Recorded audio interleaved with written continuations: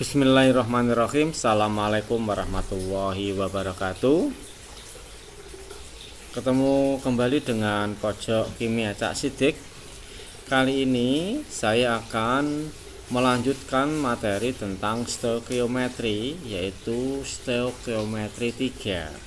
Dalam hal ini yang akan kita pelajari adalah tentang rumus empiris dan bereaksi pembatas. Yang pertama adalah rumus empiris. Apa yang dimaksud dengan rumus empiris? Rumus empiris adalah rumus yang paling sederhana atau rumus dengan perbandingan atom yang paling sederhana. Sebelum kita berbicara tentang rumus empiris lebih lanjut, kita harus tahu bahwa rumus senyawa itu bersifat khas. Artinya apa? Yaitu perbandingan mol unsur-unsur penyusun senyawanya itu bersifat khas. Jadi senyawa itu bersifat khas yang merupakan perbandingan dari mol unsur-unsur penyusunnya. Misalkan saja adalah H2O. Artinya perbandingan mol H dan O adalah 2:1. Sekali lagi, H2O itu artinya perbandingan mol H dan O adalah 2:1. Contoh lain kita misalkan saja adalah C6H12O6 atau sering disebut dengan glukosa. Maka perbandingan mol C, H dan O adalah 6, 12, dan 6. Atau yang paling sederhana adalah 1:2:1.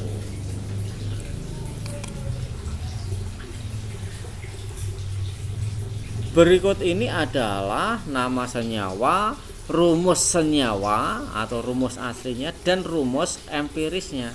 Sebagai misal, air, rumus senyawanya H2O. Rumus empirisnya juga H2O. Mengapa? Karena ini sudah paling sederhana, yaitu 2:1. Kemudian adalah asetilena atau etuna. C2H2 rumus senyawanya. Rumus empirisnya adalah CH.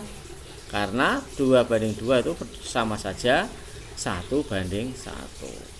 Glukosa yang tadi kita bahas di slide sebelumnya, yaitu C6H12O6, maka rumus empirisnya adalah CH2O. Karena 6, 12, dan 6 itu perbandingannya adalah yang paling sederhana 1:2:1.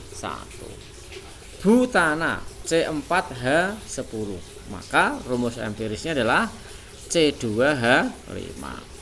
Asam asetat CH3COOH, C-nya ada 2, H-nya ada 4, dan O-nya ada 2. Maka rumus empirisnya adalah CH2O, sama dengan glukosa rumus empirisnya, tetapi rumus senyawanya berbeda. Jadi ada senyawa-senyawa yang rumus empirisnya sama dengan rumus senyawanya. Mengapa? Karena memang sudah merupakan perbandingan yang paling sederhana. Kita lanjutkan. Sebagai contoh soal, analisis suatu senyawa yang mengandung unsur C, H, dan O. Hasil analisisnya adalah dari 6 gram senyawa tersebut mengandung 2,4 gram C, 0,4 gram H, dan sisanya oksigen. Jika ARC, H, dan O diketahui, tentukanlah rumus empirisnya. Kemudian yang berikutnya adalah tentukanlah rumus senyawanya jika MR-nya 90 gram per mol. Pembahasannya, 6 gram senyawa yang mengandung CHO tersebut ternyata setelah dianalisis massa C-nya adalah 2,4 massa H-nya adalah 0,4, massa O-nya berarti sisanya yaitu 6 dikurangi 2,4 dikurangi 0,4 sama dengan 3,2 gram. Sehingga massa C-nya sekali lagi 2,4, massa O-nya 0,4, massa H-nya 0,4, massa O-nya 3,2. Nah, berikutnya berdasarkan konsep tadi bahwa rumus senyawa itu adalah kas, yaitu sama dengan perbandingan mol unsur-unsur penyusunnya. Sekarang kita mencari mol C, mol H, dan mol O. Mol C banding mol H banding mol O sama dengan massa C dibagi ARC, massa H dibagi AR-nya H, dan massa O dibagi AR-nya O. Kita tarik ke sini, kita masukkan angka-angkanya. 2,4 dibagi 12, 0,4 dibagi 1, 3,6 dibagi 16, hasilnya adalah 0,2 banding 0,4 banding 0,2 atau 1 banding 2 banding 1. Maka rumus empirisnya adalah CH2O atau 1 banding 2 banding 1. Kita kasih N. N itu berarti kelipatannya. Nah, sekarang bagaimana mencari rumus senyawanya? Kita lanjutkan slide-nya. Mencari rumus senyawa, kita gunakan MR-nya. Diketahui bahwa MR tersebut adalah 90. Maka MrCH2ON kali sama dengan 90. C-nya itu adalah 12, 1 kali 12, H-nya 1, 2 kali 1, O-nya 1, 1 kali 6, kali N sama dengan 90. 30N sama dengan 90, N-nya 3. Jadi rumus senyawanya adalah C3H6O, yaitu N-nya ini kita ganti 3. Kemudian kita kalikan 3 kali 2 6 kali 1 3. Jadi rumus senyawanya adalah C3H6O3. Berikutnya adalah tentang pereaksi pembatas. Sebelum kita lebih lanjut tentang pereaksi pembatas, bahwa koefisien reaksi pada persamaan kimia itu adalah resep. Jadi setiap ada persamaan reaksi, itu pertama kali yang harus kita perhatikan adalah persamaannya. Apakah persamaannya itu sudah benar atau belum? Dalam hal ini koefisiennya itu sudah benar atau belum, atau reaksi tersebut sudah setara atau belum. Contoh, 2A ditambah 3B menghasilkan C, 1C. Artinya perbandingan mol A dan mol B serta mol C adalah 2 banding 3 banding 1. Ya, inilah yang dimaksud dengan resep. Resepnya adalah koefisien. Artinya apa? Setiap 2 mol A tepat bereaksi dengan 3 mol B dan menghasilkan 1 mol C. Saya ulangi. Perbandingan koefisiennya 2 banding 3 banding 1. Ini merupakan resepnya 2 banding 3 banding 1. Artinya apa? Setiap 2 mol A tepat bereaksi dengan 3 mol B menghasilkan 1 mol C. Nah, apabila jumlah mol A-nya 4 mol, maka akan membutuhkan 6 mol. Yaitu kalau 2 adalah 4, kalau 3 ya 6. Sehingga C yang dihasilkan adalah 2 mol.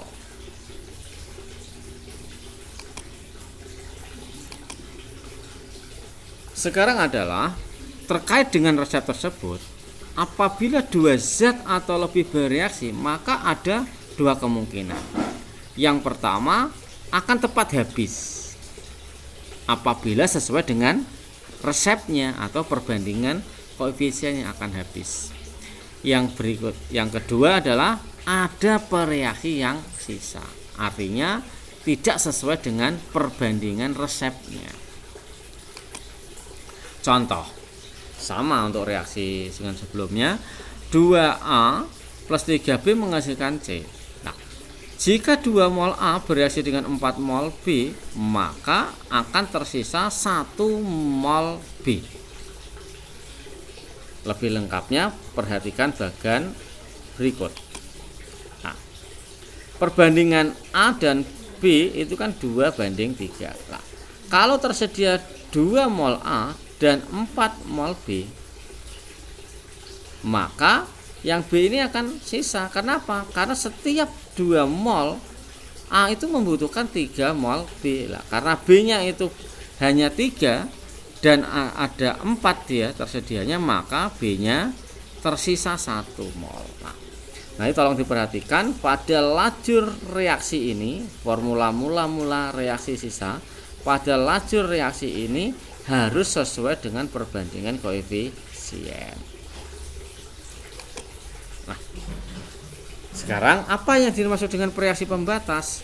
Reaksi pembatas itu adalah reaksi yang habis bereaksi. Dalam hal ini adalah, dalam kasus ini adalah A. Mengapa? Karena A-nya habis. Maka A disebut dengan reaksi pembatas. Kita lanjut ke soal. 7,2 gram logam magnesium direaksikan dengan 400 ml larutan HCl 1 molar membentuk larutan magnesium klorida dan gas hidrogen menurut reaksi berikut. Reaksinya belum setara. Tentukanlah, yang pertama adalah reaksi pembatas, jumlah zat yang tersisa, dan volume gas H2 yang dihasilkan pada keadaan standar. Langkah yang pertama kita lakukan adalah setiap ada reaksi harus kita setarakan, apalagi ini ada kata-kata belum setara. Maka setelah setara, yaitu Mg plus 2 Cl menjadi MgCl2 plus 2H2. Penyetaraan reaksi sudah kita bahas pada pertemuan-pertemuan sebelumnya. Setelah reaksi setara, langkah yang kedua adalah mencari mol-mol yang diketahui. Yang diketahui ini ada 2, yaitu magnesium dan HCl itu sendiri. Maka mol Mg itu adalah massa dibagi AR, 7,2 dibagi 2,4 adalah 0,3 mol. Sedangkan mol HCl, mol itu yaitu konsentrasi molar kali volume, volumenya dalam liter. 1 kali 0,4 sama dengan 0,4 mol. Nah, langkah berikutnya bagaimana? Langkah berikutnya kita buat formula mula-mula reaksi sisa seperti slide berikut ini. Langkah ketiga adalah membuat formula mula-mula reaksi sisa. Mula-mula Mg-nya adalah 3 mol, HCl-nya 0,4 mol. MgCl2 dan H2-nya belum dihasilkan karena mula-mula. Nah, sekali lagi kita gunakan resepnya apa? Resepnya 1:2:1:2. Yang bereaksi adalah 0,2 mol, Mg-nya yang bereaksi adalah 0,2 saja. Kenapa? Kalau ini 0,3, maka mestinya HCl-nya dibutuhkannya 0,6. Karena yang tersedia cuma 4, maka 4 ini terpakai semuanya, Mg-nya yang kepakai 0,2. Sedangkan MgCl2-nya yang dihasilkan 0,2 mol, H2-nya 0,4. Yang tersisa, nah, ya, Mg-nya tersisa 0,1 per reaksi. Pada lajur bereaksi ini dikurangi. Bereaksi itu kan semakin lama semakin berkurang. 0,3 dikurangi 0,2, 0,1 mol. 0,4 dikurangi 0,4, habis. HCl-nya habis. Kalau pada hasil reaksi ini ditambah, yang semula tidak ada dihasilkan 0,2, maka dihasilkan atau sisanya 0,2 mol. Demikian juga dengan H2. Dari formula ini kita bisa menentukan pereaksi pembatasnya. Pereaksi pembatasnya adalah HCl. Mengapa HCl? Karena HCl ini habis. Nah, pereaksi pembatas itu adalah pereaksi yang habis. Kemudian berikutnya adalah pereaksi yang sisa. Pereaksi yang sisa adalah Mg atau magnesium sebanyak 0,1 mol. Kalau kita wujudkan dalam bentuk masanya atau gramnya adalah, maka massa Mg yang sisa adalah mol kali AR Mg, tentunya mol sisa 0,1 kali 24, 2,4 gram. Berikutnya pertanyaan yang nomor 3, volume gas H2 yang dihasilkan pada keadaan STP. Ingat, volume itu adalah mol kali 22,4 pada STP. Tinggal ngalikan saja, hasilnya adalah 8,96 liter. Demikian materi tentang rumus empiris dan pereaksi pembatas. Sekali lagi, kata kuncinya adalah bahwa reaksi kimia itu adalah resep. Resepnya apa? Koefisien. Kemudian senyawa itu kas. Artinya apa? Perbandingan mol. Kasnya apa? Yaitu sama dengan perbandingan mol unsur-unsur penyusun senyawa. Demikian materi stoikiometri 3 tentang rumus empiris dan reaksi pembatas. Semoga bermanfaat. Apabila materi ini bermanfaat, bisa di-like, di-komen, dan di-share. Demikian, semoga bermanfaat. Assalamualaikum warahmatullahi wabarakatuh.